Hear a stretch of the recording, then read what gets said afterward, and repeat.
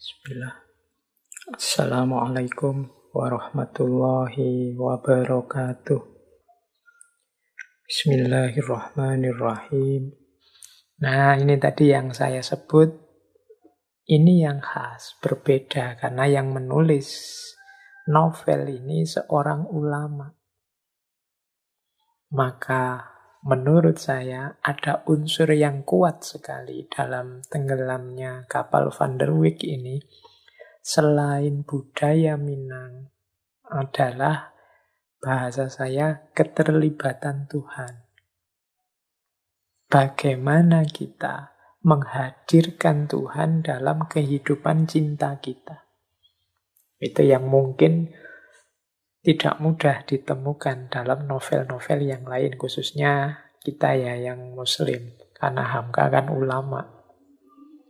Ada banyak sebenarnya bagian-bagian dari novel itu yang menunjukkan hubungan antara laki-laki dan perempuan, menerima bahwa cinta itu fitrah, cinta itu anugerah.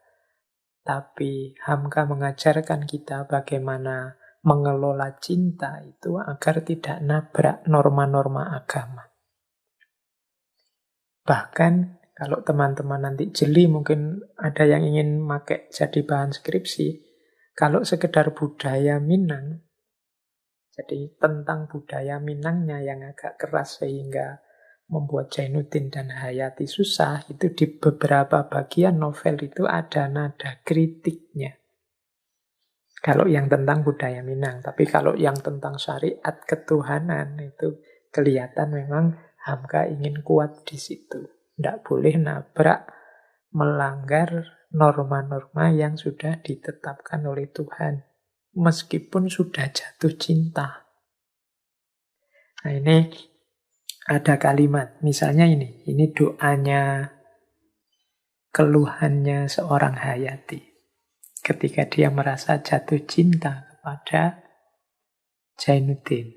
Setelah Jainuddin menyatakan cintanya. Coba perhatikan, ini pelan-pelan Hamka mengajari kita cara kita mengekspresikan cinta. Ini keluhannya Hayati kepada Tuhan seperti ini. Ya ilahi, berikanlah perlindungan kepada hambamu. Perasaan apakah namanya ini ya Tuhan? Tunjukkanlah ya Tuhan, dan nyatalah sudah kelemahan diriku. Apalah pertolongan yang dapat kuberikan? Dia meminta budi kepadaku. Aku hanya Tuhan takdirkan menjadi perempuan, jenis yang lemah. Tidak ada kepandaianku, hanyalah menangis. Tuhanku, sebenar-benarnya hambamu ini kasihan kepada makhluk yang malang itu. Oh Tuhanku, hamba sayang akan dia, hamba cinta dia. Jika cinta itu suatu dosa, ampunilah dan maafkanlah. Hamba akan turut perintahmu, hamba tak akan melanggar larangan, tak akan menghentikan suruhan. Akan hamba simpan, biarlah orang lain tak tahu, tetapi izinkan hamba ya Tuhan. Ini pernyataan jujur Hayati kepada Tuhan. Dia mengadukan rasa yang muncul dalam dirinya. Ya Tuhan, kok muncul rasa ini? Kok ada rasa cinta ini pada makhlukmu yang lain? Kalau ini dosa, ampuni dan maafkanlah. Dan selanjutnya tetap hamba akan turut perintahmu, hamba tak akan melanggar larangan, tak akan menghentikan suruhan. Jadi ini dia bertekad, meskipun ini cinta, meskipun ini fitrah, rasa yang tidak bisa aku tolak ya Allah, hamba akan tetap mengikuti perintahmu, menjauhi laranganmu, menetapi kewajiban darimu. Ini menurut saya ini pelajaran dari Buya Hamka. Cinta yo cinta, Tapi tolong jangan diekspresikan di jalan yang melanggar perintahnya, nabrak kewajiban kita, kemudian membantah kebaikan, kebenaran yang sampai pada kita, meskipun itu ya cinta. Ini kalau saya ini bisa diperluas, tidak hanya cinta laki-laki dan perempuan. Cinta kita pada apapun, jangan sampai nabrak Allah di level apapun. Sering saya sampaikan, cinta yang ada dalam diri kita itu anugerah yang luar biasa dikaruniakan oleh Allah pada kita. Kita jadikan cinta itu kendaraan kita untuk menuju Allah. Kita jadikan cinta itu anugerah dari Allah yang membuat kita semakin dekat dengan Allah. Jadi caranya begitu. Kalau dalam agama ya anugerah dari Allah itu kan tidak mungkin negatif. Dia pasti positif asal kita bisa menggunakannya di jalan yang positif. Maka mendapat anugerah apapun, harta, kepandaian, kesempatan, kekuatan, kekuasaan, termasuk cinta, semoga bisa kita gunakan untuk semakin mendekat kepadanya, kepada Allah. Jadi kita memperoleh cinta itu dari Allah, kita menjalani cinta dengan tetap melibatkan Allah, dan perjalanan cinta kita tujuannya adalah Allah, sehingga setiap saat kehidupan kita dengan bekal cinta ini semakin dekat dengan Allah. Itu rumusnya. Kita lanjutkan lagi bagaimana cara melibatkan Tuhan, melibatkan Allah dalam cinta. Nah, kalau tadi kalimat-kalimat dari Hayati, sekarang kalimat-kalimat dari Jainuddin. Ini komentarnya Jainuddin. Ini menegaskan yang saya sampaikan tadi. Kalau ada kepercayaanmu demikian, maka Tuhan tidak akan menyia-nyiakanmu.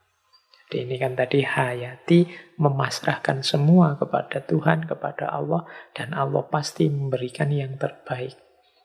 Dan disambut oleh Zainuddin, kalau kepercayaanmu demikian, maka Tuhan tidak akan menyia-nyiakanmu. Ini kalau bahasa hadis qudsinya, ana inda dzonni abdi. Kalau kita punya prasangka positif, ya insya Allah itulah yang akan terjadi. Sembahlah dia dengan khusyuk. Ingat dia di waktu kita senang, supaya dia ingat kepada kita di waktu kita sengsara. Dialah yang akan membimbing tanganmu. Dialah yang akan menunjukkan haluan hidup kepadamu. Dialah yang akan menerangi jalan yang gelap. Jangan takut menghadapi cinta. Ketahuilah bahwa Allah yang menjadikan matahari dan memberinya cahaya. Allah yang menjadikan bunga dan memberinya wangi. Allah yang menjadikan tubuh dan memberinya nyawa. Allah yang menjadikan mata dan memberinya penglihatan.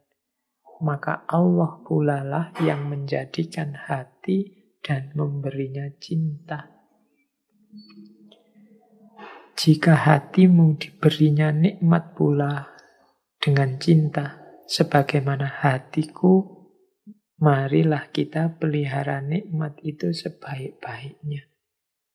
Kita jaga dan kita pupuk.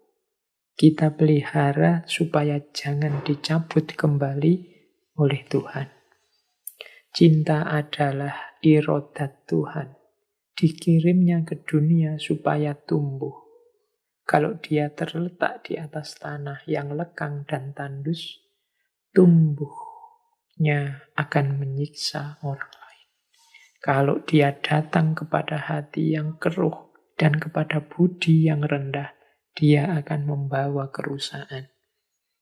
Tetapi jika dia hinggap kepada hati yang suci, dia akan mewariskan kemuliaan, keikhlasan, dan taat kepada ilahi. Jadi inilah caranya kita melibatkan Allah dalam cinta kita. Berarti caranya apa? Kita hidupkan cinta sesuai dengan jalan yang diridhoi oleh Allah. Jangan sampai kita sembarangan sehingga cinta itu oleh Allah dicabut kembali. Ini boleh jadi bahan refleksi kita. Misalnya kita jatuh cinta, sekian lama, sudah berjanji sehidup semati. Kok tiba-tiba rasa cinta itu rasanya kok semakin berkurang atau bahkan hilang. Mari kita refleksi, jangan-jangan cinta itu kita hidupkan dengan cara atau di jalan yang tidak diridhoi oleh Allah. Dengan jalan yang membuat Allah tidak berkenan. Yus, teman-teman ngerti sendirilah seperti apa jalan yang Allah tidak berkenan itu. Sekarang begitu menggebu-gebu, besok kok tidak ada rasa lagi ya. Dekat denganmu, melihatmu sudah tidak ada getarannya lagi. Jangan-jangan itu isyarat cinta di dada kita, di hati kita sudah diangkat oleh Allah. Karena kita salah menggunakannya, kita, kalau dokter itu kita malpraktek, salah pakai, jalannya keliru, semakin menjauh dari Allah sehingga Allah mencabutnya. Maka mari kita hidupkan cinta, mari kita hidupkan kasih sayang dalam hidup ini di jalan yang diridhoi oleh Allah. Jangan sampai Allah mencabut kasih sayang yang sudah dianugerahkannya pada kita. Baik, jadi ini